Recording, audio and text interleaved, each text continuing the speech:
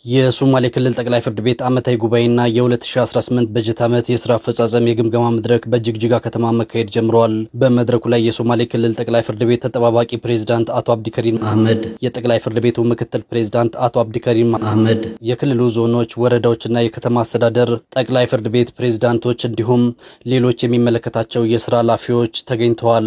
በመድረኩ ላይ የሶማሌ ክልል ጠቅላይ ፍርድ ቤት በ2018 የበጀት ዓመት የታቀዱ ዕቅዶች የሥራ አፈጻጸም እንደሚገመገም ተገልጿል።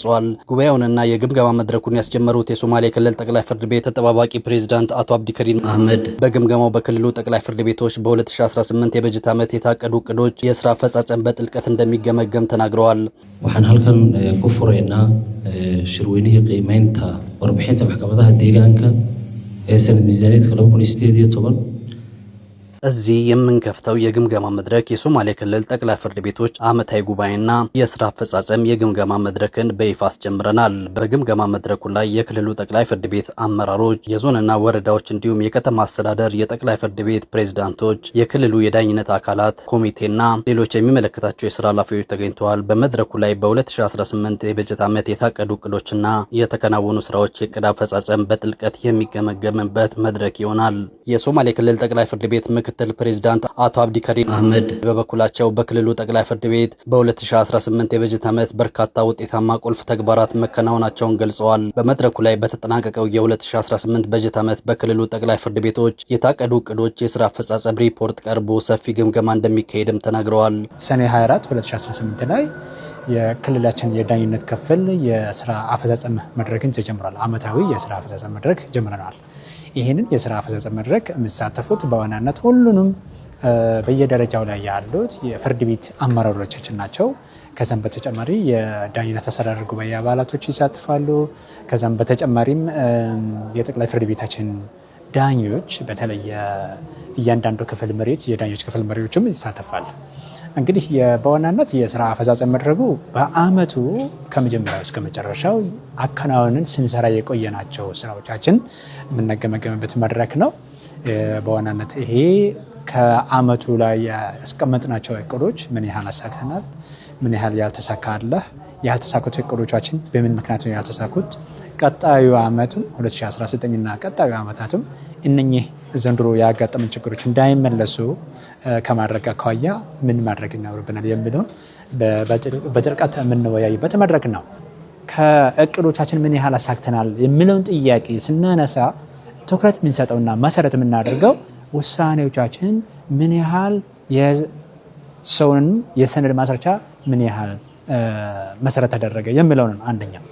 ሁለተኛው ለምሳሌ ከወረዳ ፍርድ ቤት ጉዳዩ ተጀምሮ ወደ ከፍተኛ ከሆነ ከወረዳው ፍርድ ቤት ወረዳው ፍርድ ቤት ያስተላለፈው ውሳኔ ወደ ከፍተኛ ወይም ወደ ዞን ከፍተኛ ፍርድ ቤት ጋር ሲመጣ አጸና ወይም ተሽሯል የሚለውንም እንደ አንድ ነጥብ ነው የምናየው። ያ ማለት ነው ከታችኛው ያሉት ወረዳዎቻችን ጋር ወይም ዞኖቻችን ጋር የሚመጡት ውሳኔዎች በሚጸናበት ቁጥር አገልግሎቱ ጥሩ ነው ማለት ነው። ከክልል ወደ ፌደራል የሚሄዱት ውሳኔዎች ደግሞ በሚጸኑበት ቁጥር ወይም የሚጸነው ውሳኔ ቁጥራቸው በዛበት ቁጥር አገልግሎታችን የተሻለ ነው ማለት ነው። አንድ ሁለተኛ ከጊዜ አንጻር እያንዳንዱ ጉዳይ ወደኛ ጋር ሲመጣ በቂ የሚባል ጊዜ ውሳኔ ማግኘት አለባቸው።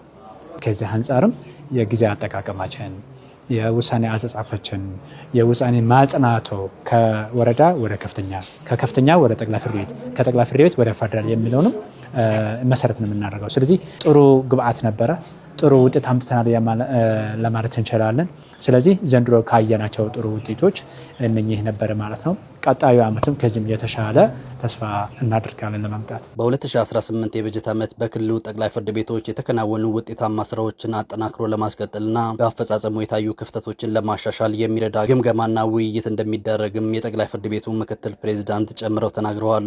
መድረኩ መጨረሻ ላይ ጥሩ ውጤት እንደምናመጣ ነው ተስፋ የምናደርገው። እያንዳንዱን ጥሩ ጎናችን የእያንዳንዱ ፍርድ ቤት ጠንካራ ጎኖች እና ደካማ ጎኖቻችን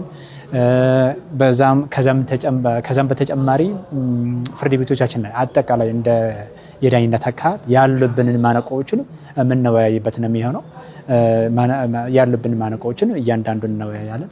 ከማን ጋር ብንሰራ ከማን ጋር ብንነጋገር ከማን ጋር መንግስታዊ ያልሆኑትም አካላት እንዲሁም መላው የክልላችን ህብረተሰቦችን እና ህዝቦቻችን ከነሱ ጋር ብንሰራ ምን ያህል ችግሮቻችን እናቀርፋለን የሚለውም እንወያያለን።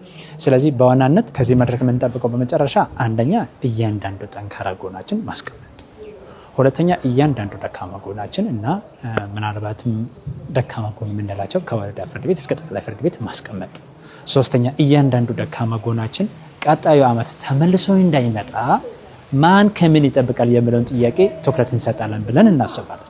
ስለዚህ እነኚህ ሶስቱን ጥያቄዎችን እንመልሳለን ብለን እንጠብቃለን። የዚህ መድረክ መጨረሻ ለሶስት ተከታታይ ቀናት በሚቆየው ዓመታዊ ጉባኤና የግምገማ መድረኩ ላይ በክልሉ የሚገኙ ጠቅላይ ፍርድ ቤቶች የ2018 በጀት ዓመት የታቀዱ እቅዶች የሥራ አፈጻጸም ሪፖርት ቀርቦ ሰፊ ግምገማና ውይይት እንደሚካሄድም ተገልጿል።